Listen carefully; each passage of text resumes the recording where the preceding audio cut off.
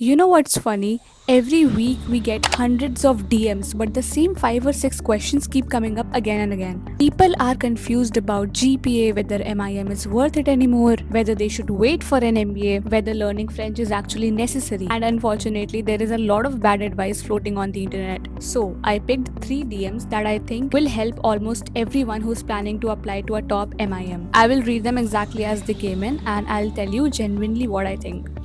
I have a 6.2 CGPA in BTech from a tier 2 college in India. I have done 2 technical internships and want to become a product manager.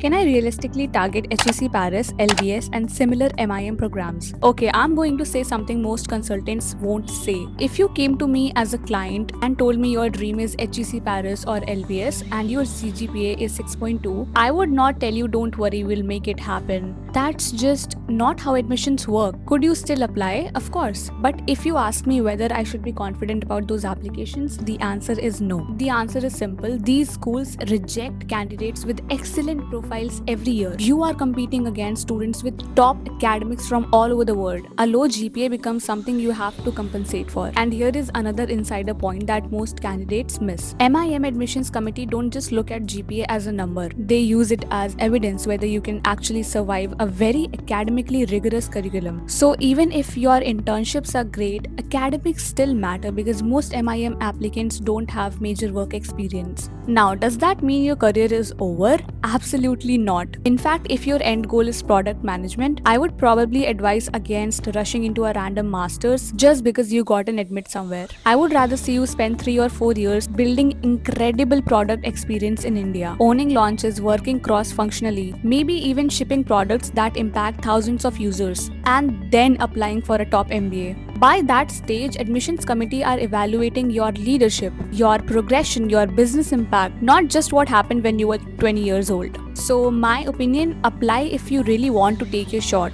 but don't compromise on school quality just because you want to study abroad. Sometimes waiting actually creates a much better outcome. Question 2. My brother is doing his MIM at Warwick Business School and hasn't found a job.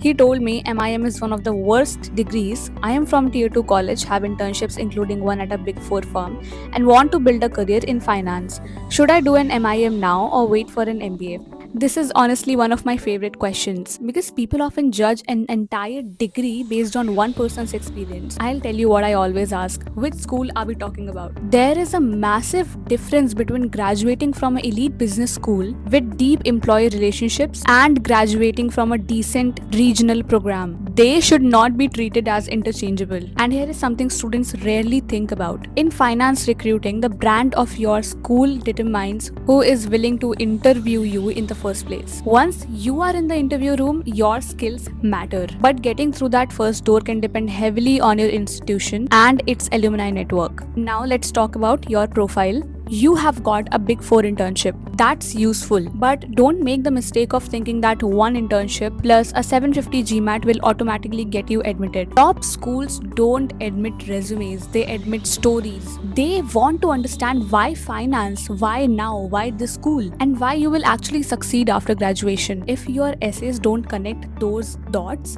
you are leaving a lot on table. And regarding MBA after 2 years, I think this is one of the biggest misconceptions in the market. Students hear that minimum requirement is 2 or 3 years and assume that's what most candidates have. In reality, many successful applicants bring substantially more experience and stronger leadership exposure. So if you're planning to just wait 2 years, understand that you may ultimately decide to wait longer to become truly competitive. If you are excited about studying now and can gain admission with internship, I think that's a fantastic pathway. And because you want finance specifically, don't stop after getting admitted. Use the next 2 or 3 years to build technical depth, learn valuation, learn financial modeling, pursue CFA if it aligns with your goals, develop skills that makes employers remember you. Students often obsess over getting into school. The smarter students obsess over becoming employable before they even arrive. Question 3. I am targeting HEC, ESEC and other French schools. One consultant told me French isn't necessary unless I want client-facing roles. But my friend says I should start learning immediately. Who is right?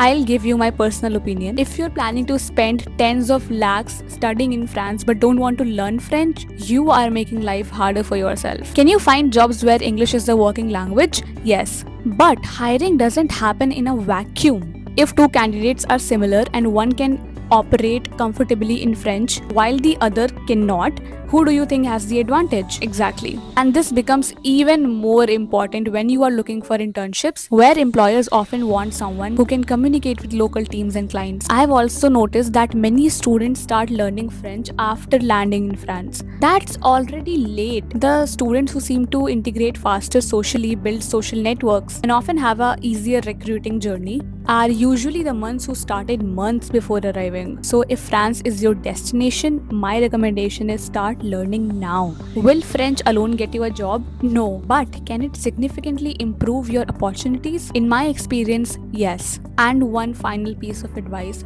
don't trust consultants blindly. Even me. Speak to current students, speak to alumni, speak to people who actually recruited in that market.